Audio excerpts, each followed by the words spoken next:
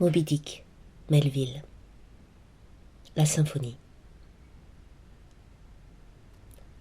C'est un jour clair, d'un bleu d'acier. Le double firmament de la mer et du ciel se confondait dans cet azur partout répandu.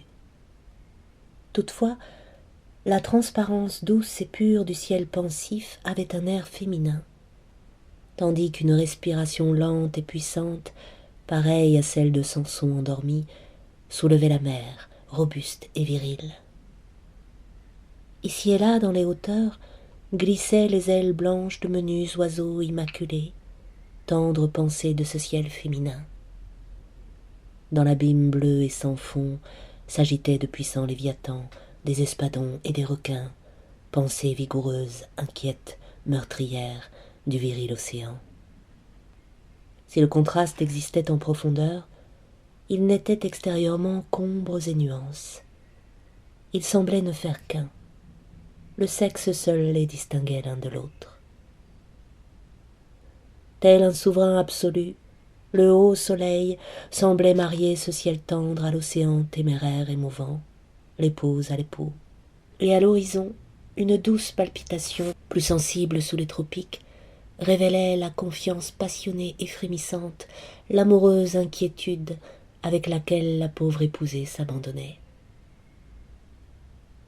Noué, tordu, noueux, ravagé de rides, obstiné, inflexible, hagard, les yeux pareils à des braises ardentes sous les cendres du désastre, Achab, debout dans la clarté du matin, ne chancelait pas, élevait le casque meurtri de son front vers le beau visage féminin du ciel. Oh, impérissable enfance, innocence de l'azur, créatures ailées et invisibles qui jouaient autour de nous, tendre enfance du ciel, combien vous étiez indifférents à la glaine serrée de la douleur d'Achab. Ainsi, j'ai vu Marie et Marthe, elfes aux yeux rieurs, gambader insouciantes autour de leur vieux père et jouer avec le cercle de boucles roussies qui croissaient autour du cratère éteint de sa tête.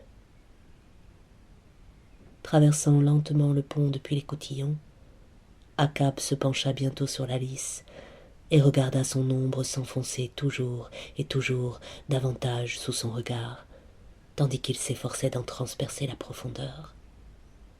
Mais le parfum suave de cet air enchanté parut enfin éloigner de son âme la gangrène qui la rongeait.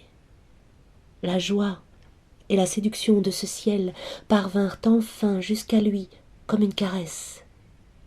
Le monde marâtre, si longuement menaçant et féroce, nouait à présent autour de son cou têtu des bras aimants, et semblait verser sur lui des larmes de joie, comme sur un qui, malgré son obstination et son égarement, peut être encore sauvé par les ressources d'un cœur capable de bénédiction. Sous son chapeau rabattu, Achab versa une larme dans la mer, et le Pacifique ne contint rien de plus précieux que cette seule petite goutte d'eau.